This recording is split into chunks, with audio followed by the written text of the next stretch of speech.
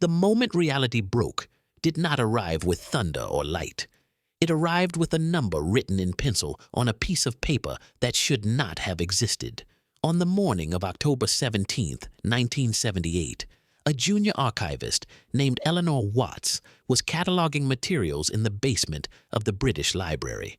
The work was monotonous: boxes of unsorted donations, personal journals, letters nobody had read in decades. She was halfway through a plain cardboard box marked Estate Effects, Unverified, when she found a folded sheet tucked inside the back cover of a Victorian shipping ledger. The paper was old. The ink was not. It was a technical sketch, precise, mechanical, lines measured in millimeters. At the top, written in modern block lettering, were the words, Temporal Displacement Apparatus, Revision 3. Below that title was a date, April 14, 2042. Eleanor assumed it was a prank until she noticed something that made her stop breathing. The diagram referenced materials that had not yet been invented, composite alloys with thermal tolerances unknown in 1978, semiconductor structures that would not be theorized for another 20 years. The handwriting was steady, confident, practical. That was the contradiction, because there had been no recorded test in 1897, no experiment, no prototype, no apparatus of any kind. And yet, the paper claimed there had been one. The haunting question was not whether the document was real. It was how someone in the future could correct a mistake made in a year, before the technology to make the mistake even existed. That page was quietly removed from the archive. Eleanor was told never to speak of it again. The document vanished, but the pattern it revealed did not. Because when you stop treating history as a clean sequence and start reading it as a record of interference, the gaps stop looking accidental. Textbooks teach that time moves forward smoothly. Cause precedes effect. Discovery follows invention. Progress builds step by step. But the historical record tells a different story. It is full of moments where advanced knowledge appears without lineage, then disappears without explanation. Machines describe before they can exist. Predictions written with uncomfortable accuracy. Sudden leaps followed by inexplicable silence. In 1897, a man named H.G. Wells published a novel describing a machine that could move through time. It is classified as fiction, but Wells was not guessing blindly. His notebooks, preserved at the University of Illinois, show pages of discarded calculations, margins filled with timing equations, notes about differential reference frames. He was not imagining a fantasy device. He was translating something he had been shown into language the public would accept.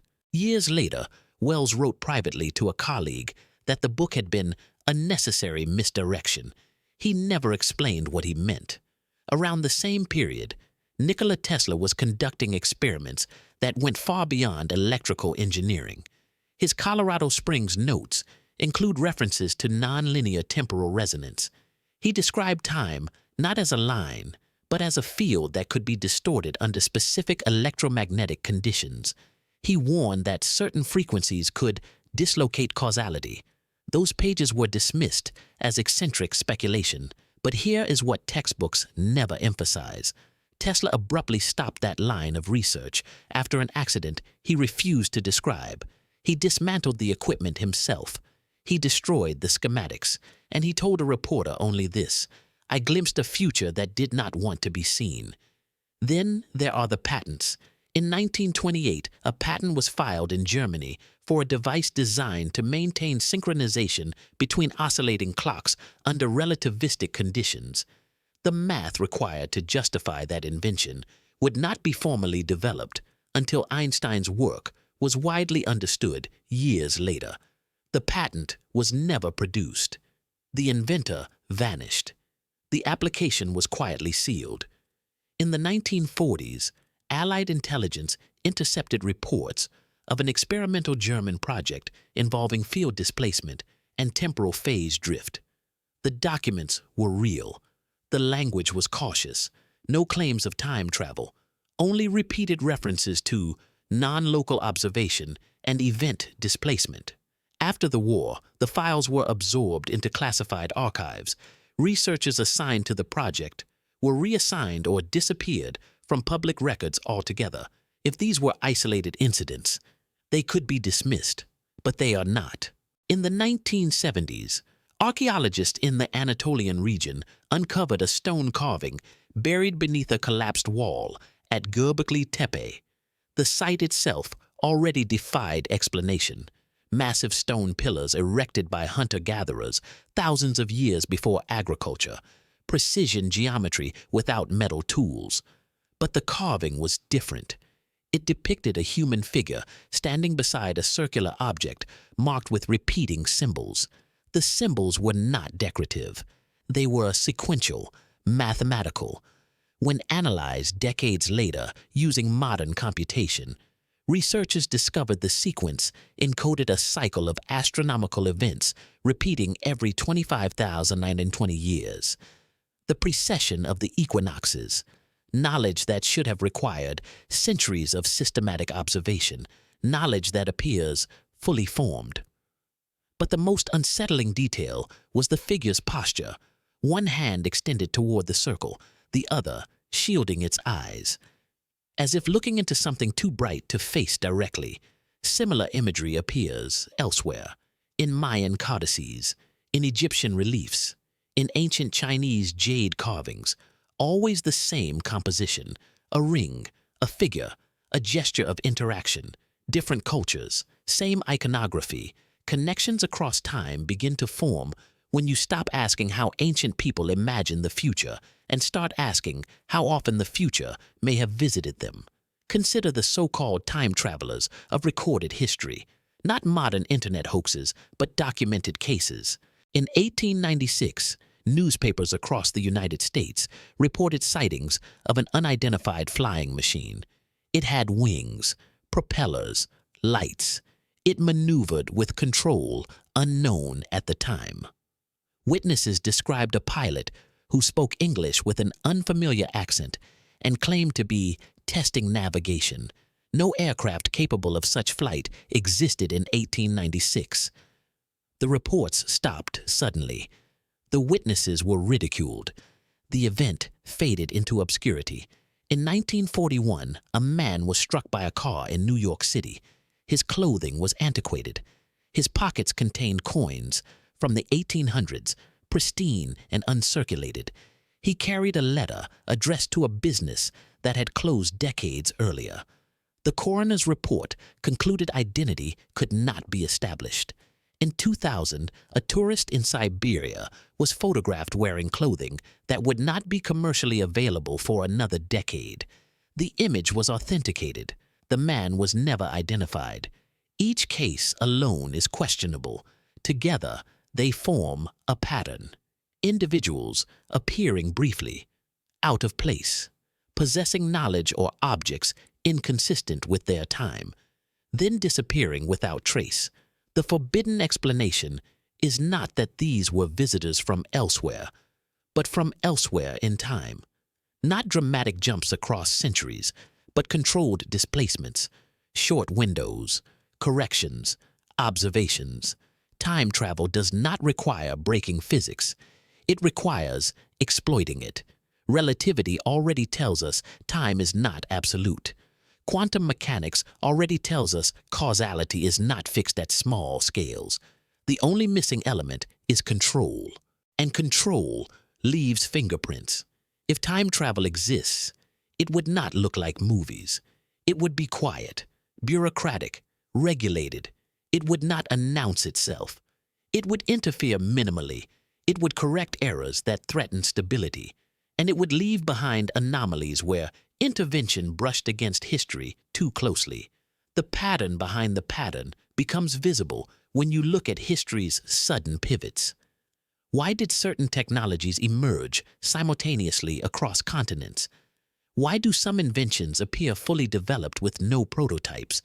Why do some breakthroughs arrive decades earlier than expected, while others stall inexplicably? Perhaps because history is not being discovered, it is being maintained. Imagine a future where time travel is real but dangerous, where altering the past creates cascading instabilities, where intervention is limited to observation, correction, and containment. In such a future, travelers would not change major events. They would prevent worse outcomes. They would nudge systems back into alignment. They would erase themselves when necessary. Which brings us back to the sketch Eleanor Watts found in 1978, a correction of an error in 1897.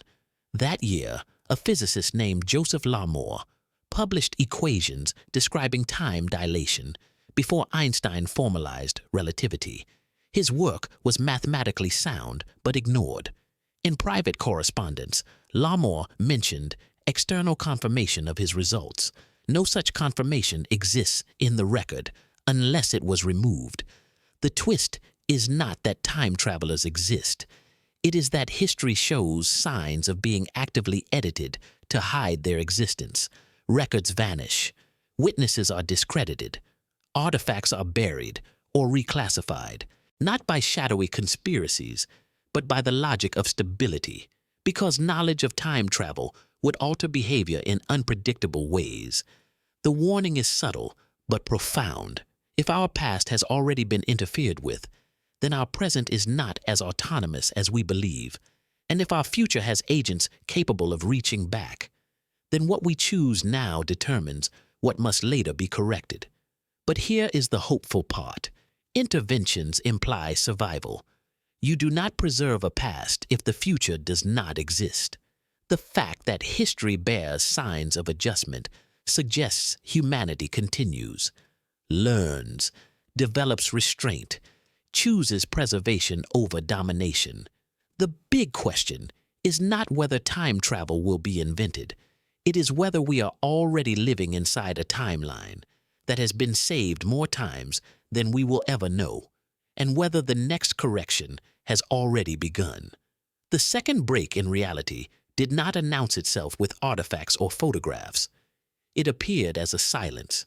In the early 1990s, a team of climatologists studying ice cores from Greenland noticed something that made no sense.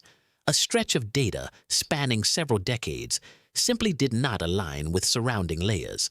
The chemical signatures suggested a sudden stabilization where instability should have continued. Temperatures leveled out too cleanly. Atmospheric composition corrected itself too neatly. It was as if the system had been interrupted and reset. At first, they assumed contamination, then measurement error, then coincidence. But the anomaly persisted across multiple cores, drilled miles apart. Independent samples told the same story. Something had nudged the climate toward equilibrium during a period where models predicted chaos. The finding was never published, not because it was disproven, but because no explanation could be offered without raising questions nobody wanted to ask. Around the same time, seismologists reviewing records from the Pacific Ring of Fire identified a similar pattern. Several tectonic stress points appeared to release energy in smaller controlled events, rather than the catastrophic ruptures expected. Earthquakes that should have happened did not. Instead, pressure dissipated gradually in ways that looked almost engineered. The idea that natural systems could self-correct so precisely unsettled more than it reassured. As data accumulated across disciplines, a disturbing possibility emerged. What if time travel was not being used to visit history, but to manage it? What if the goal was not exploration, but continuity? In such a framework, history is not a static record. It is a living system under maintenance. The people who would operate such a system would not be conquerors. They would be technicians, archivists, risk assessors. Their mission would not be to change humanity, but to prevent extinction-level mistakes before they cascade beyond recovery. And they would leave almost nothing behind. That explains the pattern of near discoveries, the scientists who got too close and then withdrew, the experiments that advanced just far enough to be abandoned, the theories that emerged prematurely and stalled. It also explains why time travel never appears as a breakthrough. It surfaces as a rumor, a misfiled document, a suppressed patent, a destroyed prototype. Because once the technology exists, its greatest threat is not misuse, but inevitability. If humanity learns that time can be navigated, then every failure becomes optional. Every consequence becomes negotiable. Responsibility collapses. Causality dissolves into convenience. So the technology, if it exists, must be hidden even from its creators until the creators are ready. Which raises a deeply uncomfortable thought. What if the future is not protecting the past from us? What if it is protecting us from ourselves? There is a recurring detail in many alleged time travel encounters that is often overlooked. The visitors are not curious. They are cautious. They do not ask questions. They observe. They intervene only when necessary. They avoid prolonged contact. And they always seem disappointed. When asked if the object behaved intelligently, he replied, "It behaved like it had seen us before." That statement was dismissed as stress-induced projection. But imagine a future where humanity survived by learning restraint, where we understood that altering the past too aggressively led to instability, where the only ethical use of time travel was correction, not improvement. In that future, our present would be a fragile archive, something to be preserved, not perfected. This perspective reframes the anomalies of history, the missing civilizations, the sudden collapses, the abrupt recoveries. They may not be evidence of failure, but of intervention arriving too late, or choosing not to intervene at all. Because even time travel cannot fix everything. Some events must be allowed to happen. Some losses must occur to preserve larger structures. Some suffering cannot be erased without unraveling outcomes that matter. That is the part rarely acknowledged in speculation. Time travel does not grant control. It imposes responsibility, and responsibility has limits. In recent years, artificial intelligence researchers have stumbled onto something unexpected while training large predictive models. When fed sufficient historical data, some systems begin anticipating outcomes with uncanny accuracy, not just trends, but specific inflection points, moments where small changes produce massive divergence. In testing environments, when the models are allowed to simulate corrective actions, they independently converge on similar interventions. The same moments, the same leverage points. The implication is chilling. History has natural pressure nodes, points where intervention matters most. And those points match the anomalies we already see, which suggests the system has been mapped before. If time travel exists in the future, it would almost certainly be guided by predictive intelligence, not human intuition, not guesswork. Models trained on every failure, every collapse, every extinction-level threat humanity ever faced. Those models would not ask whether to intervene. They would calculate necessity. And they would optimize for survival, not comfort. That may explain why some corrections feel cruel, why progress arrives unevenly, why some technologies advance rapidly while others stagnate. The future may not be saving us from danger. It may be saving the species from itself. But there is one anomaly that does not fit this pattern. It appears only once, briefly, and then disappears entirely. In 2031, a physicist at CERN reportedly detected a temporal inversion event, not a particle behaving backward in time, but a localized region where cause and effect appeared reversed. The observation lasted less than a second. The data was logged. The experiment repeated. Nothing happened. The researcher later resigned. His publication ceased. His online presence vanished. His colleagues claimed he had accepted a private consulting role. What makes this case different is not the event itself. It is what was written in his final unpublished draft, recovered years later from a corrupted backup.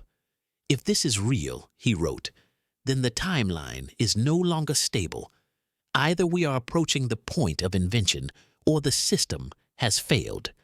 That sentence was never meant to be read because it suggests something unprecedented, not intervention from the future, but failure of containment. If time travel exists and is managed, then there must be thresholds, points beyond which intervention is no longer possible, where the system can no longer correct without breaking itself. What if we are approaching one of those points? Climate instability, artificial intelligence acceleration, nuclear proliferation, autonomous systems, synthetic biology, information warfare. These are not isolated threats. They are convergence points, moments where small decisions cascade into irreversible trajectories. If the future has been correcting us, it may be running out of room.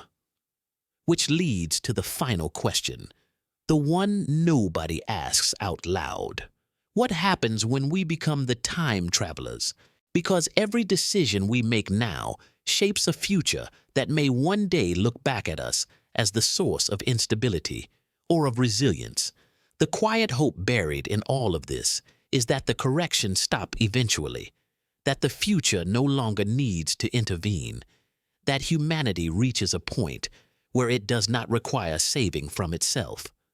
That may be the real end goal of time travel, not infinite adjustment, but obsolescence, a timeline stable enough to stand on its own. There is a reason no one has ever proven time travel definitively. No clear device, no public demonstration, no undeniable evidence, because the moment we know for certain, we change. And that change may be the very thing the system is trying to prevent. The happy ending is not that we discover time travel. It is that we never need to. That we learn to value causality, to accept consequences, to build systems that do not require retroactive correction, to make choices that future generations do not have to undo. The cliffhanger is this: if time travel exists, and if it has been correcting us, then one day the corrections will stop. Not because the technology fails, but because the timeline no longer needs saving. The question is whether that day comes because we succeeded or because we didn't. And somewhere in the future, someone is already calculating the answer. Some questions don't come with clear answers. Some stories don't end. They linger. What matters is not what we think we know, but what we're willing to question. If this story made you pause, reflect, or look at the world a little differently, then it's done its job. Thank you for watching. If you enjoy thoughtful stories grounded in reality, curiosity, and careful analysis, subscribe to the channel and turn on notifications.